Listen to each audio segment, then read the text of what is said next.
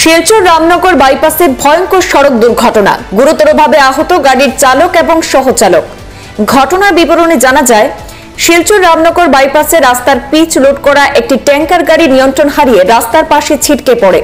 এতে গুরুতরভাবে আহত হয়েছেন সেই ট্যাঙ্কার গাড়ির চালক এবং সহচালক।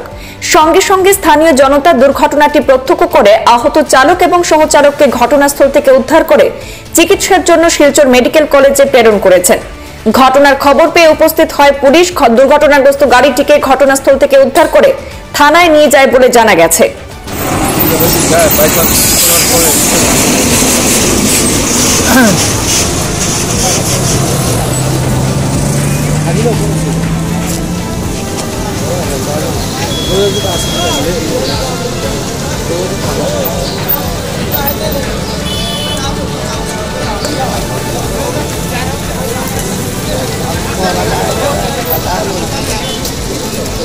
आई क्या? आई नहीं वो